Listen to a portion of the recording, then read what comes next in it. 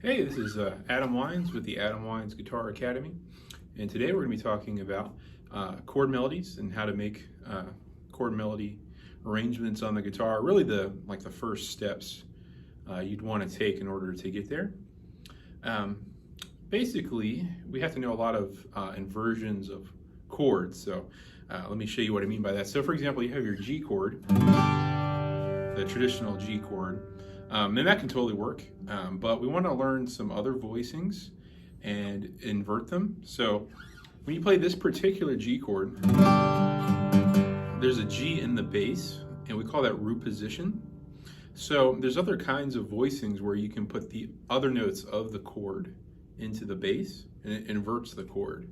So in a G major chord, for example, you have three notes that really comprise that chord, which is the root, which is G, the third, which is B, and the fifth, which is D. So when you have this particular G chord, you have a G right here, a B, and then a D, and then a G, either a B or a D, depending on how you're voicing it right here, whether you're not using that third finger, and then another G. So as you can see, the notes are really G, B, and D. So oftentimes in chord melodies, a lot of times the melodies will be played on the first string. They don't have to be, but that's a good place to start.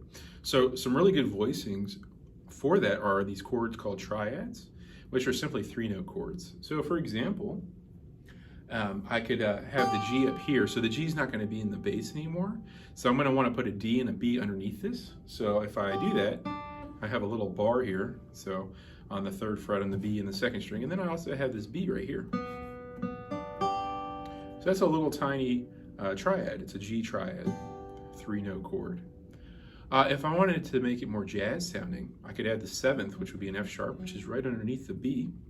So I would get a G major 7 if I did that. Very pretty chord. So that would be another option to add some color.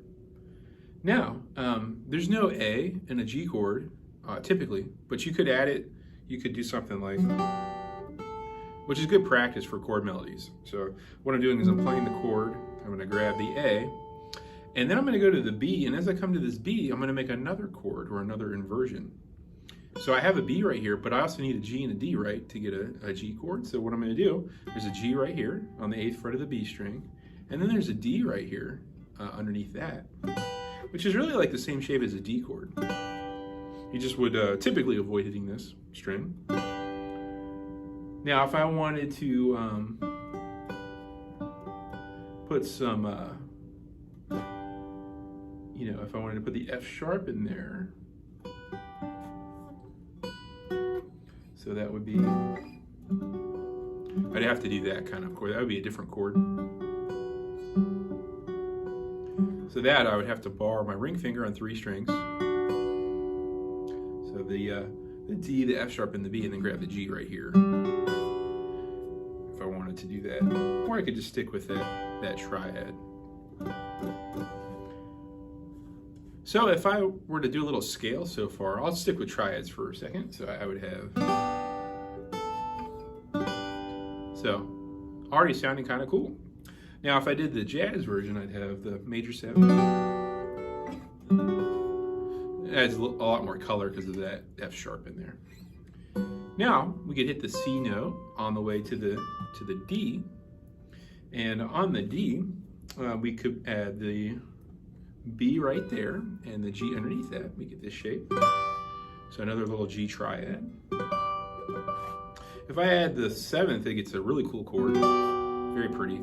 That's a D right there, a G, 8th fret on the B string, F sharp on the G string, 11th fret, and the 9th fret on the D string, which is a B. It's one of my favorite chords. I love this chord. So far, triads. Then I grab an A, grab that chord, hit a C, and then we have this chord. If I do the jazz version, we got very nice, very pretty sounding.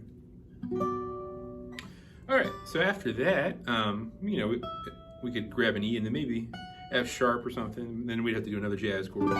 That's a bar, D, G, B, and then grab me F sharp on the top there.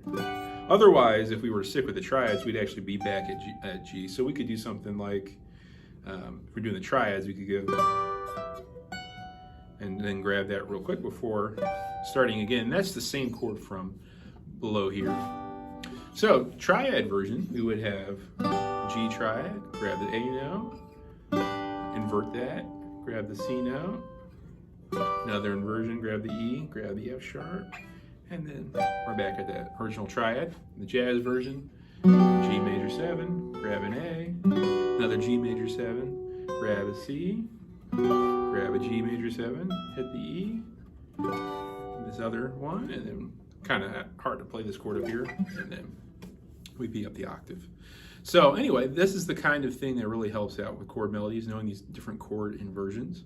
And there's other qualities, obviously. There's minor chords and diminished and dominant 7 and all that. But just to show you an example, like the song Happy Birthday, basically the first bit of the melody is on a G chord, and the melody would be. So let's just assume we were going to use a G chord underneath that. We could do something like if I was doing triads, hitting that first chord we talked about, grabbing the A, going back to the G. Then we got to jump up to the C, and then I'm grabbing another G triad.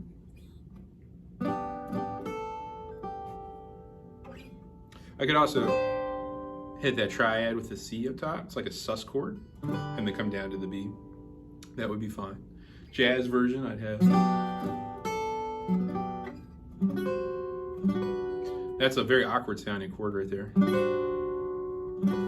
But that's fine though if you dig that. Otherwise, I could just grab the C and then that would be cool too.